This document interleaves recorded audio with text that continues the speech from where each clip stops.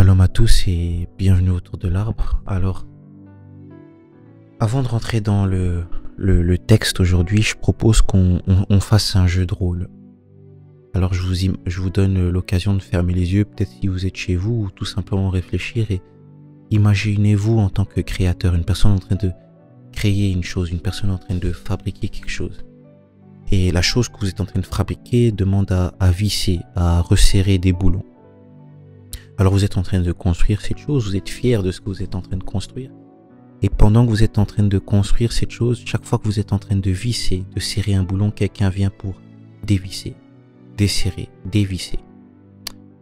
Et bien sûr, on peut s'imaginer qu'une fois que quelqu'un vient après nous, ça nous décourage, ça donne plus envie de travailler sur la chose, parce que ce qu'on est en train de construire ne sera pas stable, ne sera pas apte, ne sera pas à notre image. Alors, maintenant, reprenez cette même image et au lieu d'être le créateur, soyez l'objet. Et les vis et les boulons, ce sont les dons et les aptitudes que le Seigneur vous donne. Et lui, c'est la personne qui est en train de bricoler, en train de vous façonner.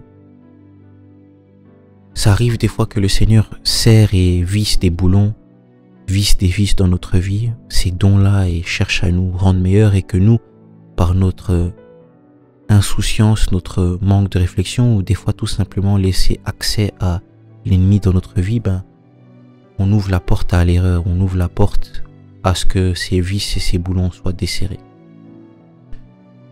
Cette image-là, elle est un peu triste quand on y pense, parce qu'on se dit en fait on fait peut-être un mauvais boulot, on n'aide pas toujours le Seigneur à construire, mais elle vient plutôt avec un message d'espoir, un message de restauration.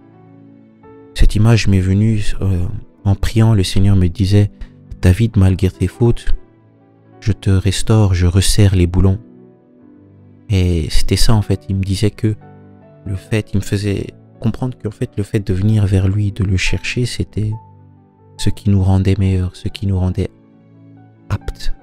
Malgré nos erreurs, malgré nos fautes, on a un créateur qui est toujours prêt à arranger ce qui ne va pas, à essayer d'améliorer ce qui ne va pas. Ce message aujourd'hui, comme j'ai dit, c'est un message de restauration.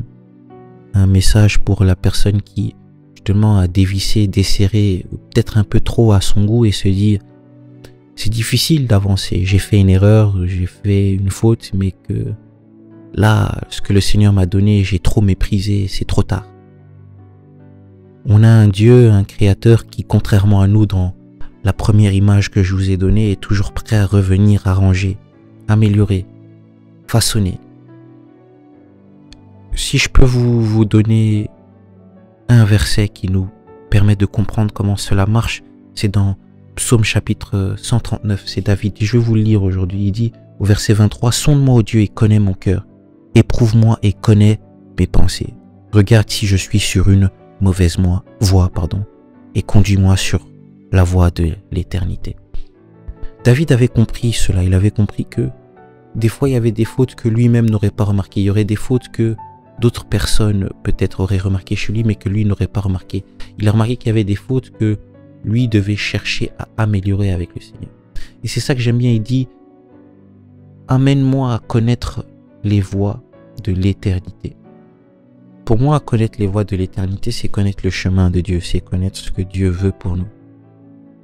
C'est pas toujours évident, je le sais, en tant que chrétien, d'être toujours sur la voie de l'éternel. Mais c'est là où tout ce message prend son sens plutôt. C'est que on doit demander à Dieu de nous sonder, voir où tout a été dévissé, desserré, comme je disais dans cette image, pour que lui, à son tour, vienne resserrer. En anglais, j'aime bien le terme, c'est to tweak. To tweak, c'est vraiment ça, c'est de faire les petits ajustements, tu vois, de serrer, desserrer là où il faut.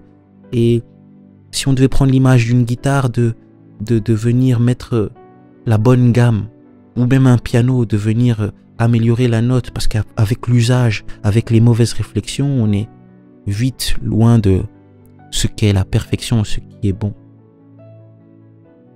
Un autre aspect de ce message, c'est de comprendre que c'est l'Esprit Saint qui permet ces choses. Comment?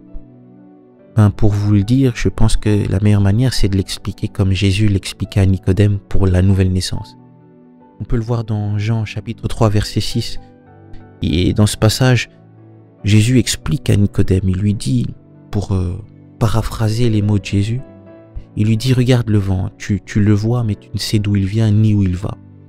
Pourtant, tu es sûr que ce vent est là, tu es sûr que ce vent opère et agit et existe, que c'est la même chose avec la nouvelle naissance en esprit. Mais ce qui est fascinant, c'est que c'est la chose de l'esprit tout court, la foi.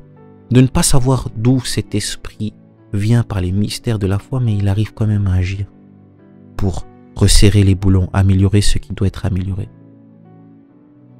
Comme j'ai dit, je le répète, c'est un message de restauration.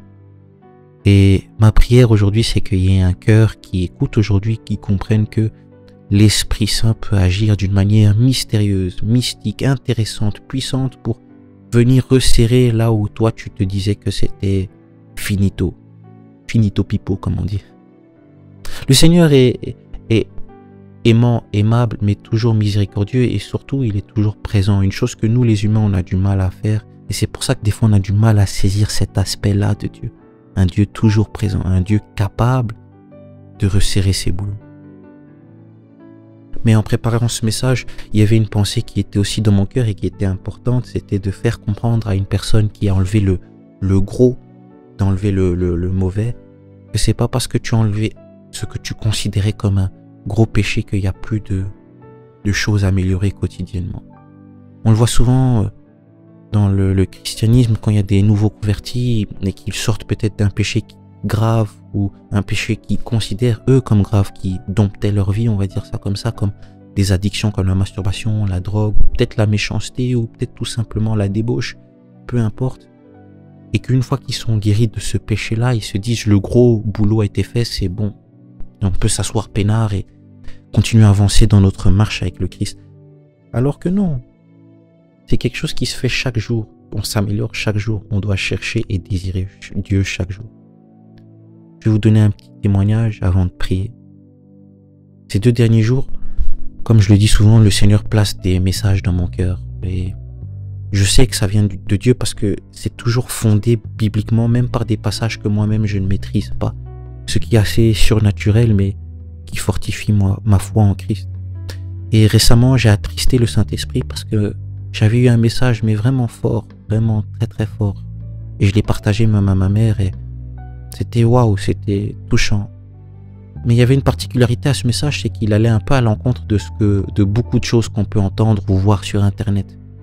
Pourtant, c'était fondé bibliquement et j'ai compris ce jour-là que le Seigneur m'avait parlé fortement, mais vu qu'à l'extérieur, c'était pas ce que tout le monde faisait, j'avais du mal à accepter cela comme 100% vrai. Je me disais, il y a peut-être une faille quelque part, peut-être que moi je me trompe, peut-être que... Et tous ces peut-être que ont amené le doute. Et ce doute-là a amené à attrister le Saint-Esprit parce que le Saint-Esprit m'avait parlé.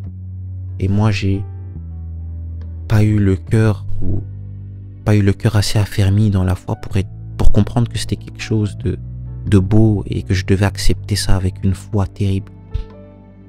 Et je parle de ça pourquoi? Parce que justement à ce moment-là, j'ai desserré un boulon que le Seigneur avait placé dans ma vie, desserré quelque chose que le Seigneur avait mis dans mon cœur.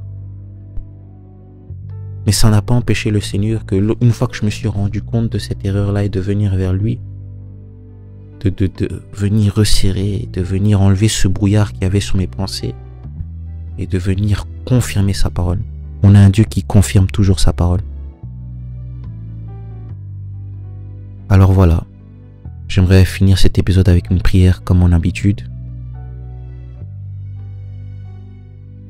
Seigneur, Dieu de bonté et Dieu de paix, nous te rendons gloire et nous te rendons grâce car tu es un Dieu tellement fidèle qui n'abandonne jamais. Il n'abandonne jamais le cœur de l'homme en face de lui qui est désireux de s'améliorer, de grandir en lui. Je sais que, Seigneur, c'est un message important et intéressant que tu nous donnes aujourd'hui, faisant partie d'un message beaucoup plus important de grandir en toi, le Christ pleinement formé en nous, comme tu dis, Seigneur, par la bouche de l'apôtre Paul. Désirer te voir, toi, grandir en nous. Je suis persuadé qu'un cœur a été touché par ce message qui a compris qu'elle n'était pas trop sale, trop mauvaise pour revenir à Christ, que la relation qu'elle a vécue, les choses qu'elle a vécues, les choses qu'on lui a faites, ne l'empêchent pas de voir ta main venir changer sa vie, resserrer ce que tu as donné auparavant, Seigneur. Tu es un Dieu de bonté et d'amour, et lorsqu'on vient vers toi, comme David, pour dire sonde-moi, oh Dieu, permets-moi de comprendre là où j'ai fauté. Amène-moi à marcher selon toi, Seigneur. Tu le permets, tu es là pour nous. Tu es fidèle et aimable pour le faire, Seigneur. C'est pour ça que nous te remercions, nous te disons Amen. Alors voilà, j'aimerais bien remercier toutes les personnes qui ont suivi, qui ont aidé, qui continuent à envoyer des messages d'édification. Je prie que le Seigneur vous fortifie vous aussi, vous aide vous aussi. Soyez bénis et on se retrouve à très bientôt autour de l'arbre.